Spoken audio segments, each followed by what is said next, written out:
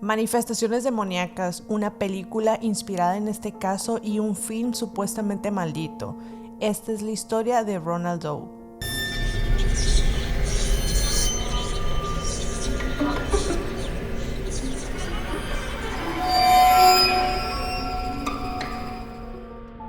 Hola, bienvenidos a mi canal de YouTube, soy Ana Sayas y el día de hoy vamos a platicar sobre un tema bastante interesante de una película que yo creo que todos conocemos, que es El Exorcista y la historia detrás de ella.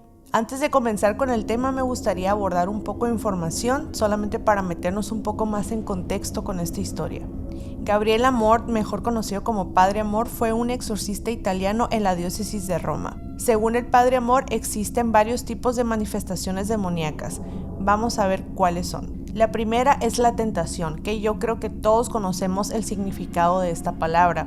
Es cuando el demonio intenta corromper nuestros principios tanto morales como espirituales. La segunda es la infestación. Es una acción que busca desequilibrarnos tanto psicológica como emocionalmente. Dentro de la infestación existen dos tipos, la infestación local y la personal. Bueno, ahora vamos con la infestación local y qué es lo que significa. En esta infestación es cuando se pueden empezar a presentar fenómenos bastante extraños. Se mueven las cosas del lugar, empiezan a haber ruidos bastante extraños e inclusive puede llegar a haber olores fétidos. La infestación personal es cuando el demonio trata de hacernos tanto daño físico como psicológico. La tercera es la vejación. Aquí es cuando los signos de agresión ya son más preocupantes. Pueden incluir quemaduras, mordeduras y en el peor de los casos hasta fracturas. La siguiente es la obsesión, que son pensamientos intrusivos sobre querer hacerle daño a nuestros familiares o seres queridos, a nosotros mismos, y también se puede llegar a tener pensamientos sexuales involuntarios.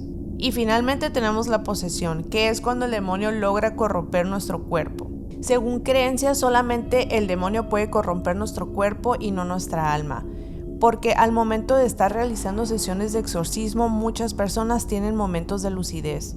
Bueno, ahora que ya tenemos este contexto sobre las manifestaciones demoníacas, vamos a comenzar con la historia de Ronald Doe. Ronald era hijo único de una familia de descendencia alemana. La relación con sus padres era bastante normal. Ronald también tenía una tía de nombre Harriet, quien era espiritista y también utilizaba la tabla Ouija. A Ronald siempre le interesó bastante lo que su tía Harriet hacía tanto en las sesiones espiritistas como con la tabla Ouija, por lo que le enseñó a utilizarla ya que para ella era bastante normal.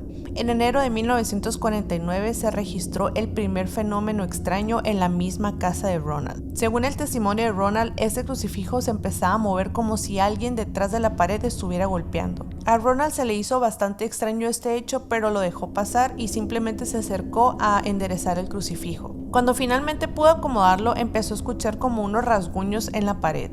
Estos arañazos continuaron durante 11 días y solamente cesaron cuando Harriet murió. Después de su muerte, Ronald, bastante triste ya que Harriet era su tía más cercana, comenzó a tratar de contactarla por medio del tablero Ouija.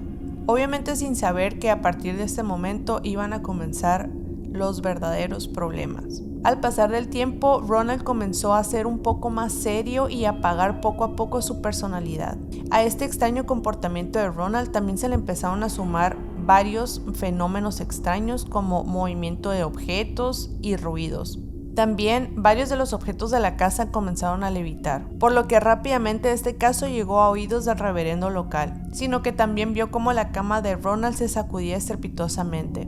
Cuando finalmente logró acercarse hacia él, comenzó a ver cómo se empezaban a marcar arañazos en el pecho de Ronald como si alguien se los estuviera haciendo por dentro de su cuerpo. Al ver estos hechos, el sacerdote se puso en contacto con un especialista de nombre Albert Hughes, quien lo primero que hizo fue visitar al chico con agua bendita y varios cirios para iluminar la habitación. Pero al poco tiempo de entrar, mientras más se acercaba a la cama de Ronald, la botella de agua bendita explotó y cuando trataron de prender los cirios solamente lanzaron una llamarada. A pesar de esta situación, Albert finalmente logró acercarse lo suficiente para descubrir que Ronald se encontraba en un estado de trance y que también tenía una voz bastante reconocible que hablaba en latín. Albert, al ver esta situación, hizo dos cosas. Una, pedir autorización para realizar un exorcismo e internar a Ronald en el Georgetown Hospital, una institución que estaba dirigida por jesuitas y atendida por monjas. Luego de ser internado, Albert trató de tener contacto con Ronald, quien ya estaba en la habitación atado a la cama y con una apariencia aparentemente tranquila. Al notar la presencia del sacerdote, Ronald se comenzó a comportar de una manera bastante violenta. De una extraña manera logró desatarse de la cama y arrancar un pedazo de la misma solamente para herir a Albert. La herida fue bastante grave y el exorcismo tuvo que ser suspendido inmediatamente. Luego de este penoso incidente, la familia de Ronald decide trasladarlo a una casa de parientes en St. Louis, Missouri. Ahí fue visitado por los sacerdotes y profesores de teología Raymond Bishop y William Bowdern. Según las indicaciones del arzobispo de Washington, el padre Bowdern iba a ser el encargado del exorcismo. El padre Bowdern ya había escuchado sobre este caso y se encontraba bastante intrigado, por lo que decidió comenzar a escribir un diario secreto con todas las vivencias de este exorcismo. El 10 de marzo de 1949, el padre Bishop y Bowdern deciden hacer la primera visita a Ronald. Cuando entraron a su habitación, pudieron presenciar que Ronald estaba bastante tranquilo y volvieron a cerrar la puerta. Pero al salir comenzaron a escuchar gritos que venían desde dentro de la habitación, por lo cual se apuraron a entrar y al abrir la puerta quedaron simplemente sorprendidos. La cama de Ronald se encontraba moviéndose tan frenéticamente que el chico solamente podía gritar y pedir ayuda.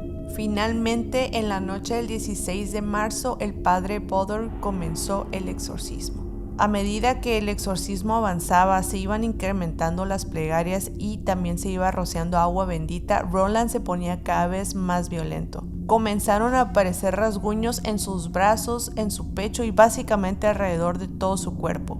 Ronald se reía frenéticamente con una voz gutural e insultaba a los sacerdotes. Luego de unos pocos momentos parecía que la calma finalmente había llegado, pero seguían sospechando que Ronald todavía estaba conectado con el demonio. Luego de no mostrar un resultado positivo en esta sesión de exorcismo, el 18 de abril, Ronald fue ingresado al Hospital de los Hermanos Pobres de St. Louis, donde finalmente se llevaría a cabo el último exorcismo.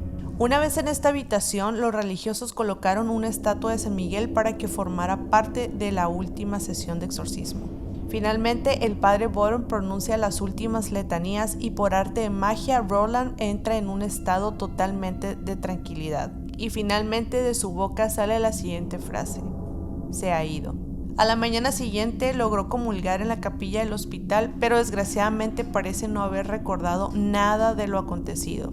Cuando Ronald se marchó de ese hospital, la habitación donde se había llevado a cabo el exorcismo fue clausurada bajo llave.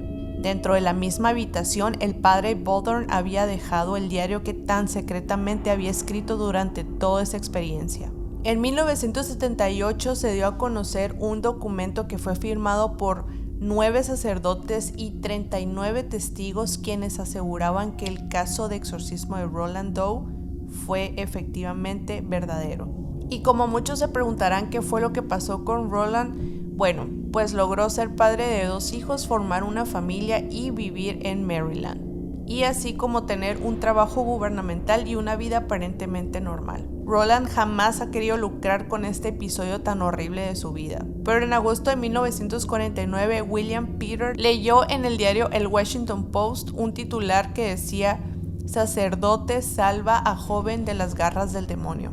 Después de 20 años de una meticulosa investigación, William logró escribir la novela que todos conocemos como El Exorcista, logrando vender alrededor de 13 millones de copias. Bueno, ahora que ya conocemos toda la historia que inspiró esta película, que yo creo que la mayoría hemos visto, vamos a pasar a la parte más turbia, que son las supuestas maldiciones que esta película tiene. Cuando el rodaje comenzó el 14 de agosto de 1972, misteriosamente se comenzaron a escuchar ruidos extraños y el staff también aseguraba que veía sombras a lo largo del set.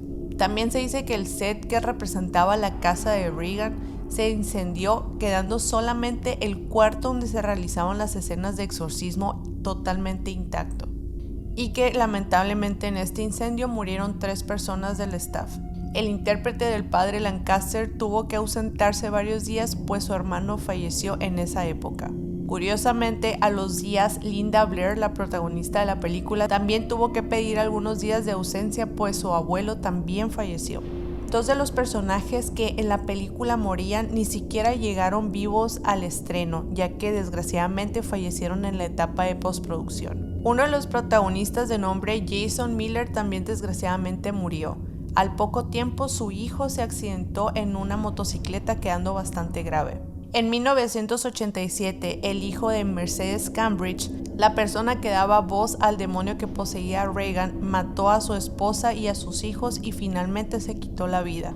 Otros hechos extraños durante la filmación de esta película es que varios testigos aseguraban escuchar ruidos, ver sombras, objetos que se caían, inclusive que también levitaban. Según algunos colaboradores de esta película, el director también comenzó a actuar de maneras muy extrañas. Se decía que constantemente hacía bromas de muy mal gusto a todo el elenco y que también en varias ocasiones lo vieron convulsionarse en el piso o gritar desenfrenadamente. En el año de 1975, este film se llevó a su adaptación teatral en Londres, donde una actriz de nombre Mary daba vida a la niña poseída. Un día después del estreno fue encontrada muerta en la bañera de su casa. Y finalmente, el 28 de octubre del 2010 se dice que un reconocido periodista murió desangrado luego de que se arrancó la mano a mordiscos, después de haber escrito un artículo titulado La maldición del exorcista. Bueno, pues como pudimos ver a lo largo de todo este video, son bastantes las coincidencias extrañas que rodean a este caso. Si conoces alguna otra anécdota sobre la maldición de la película El Exorcista o un dato de este caso, déjalo en los comentarios. Déjame un likecito si te gustó este video y no olvides suscribirte. También te dejo mis redes sociales por si me quieres ir a seguir por allá. Me puedes encontrar como ana.prproj. Bye.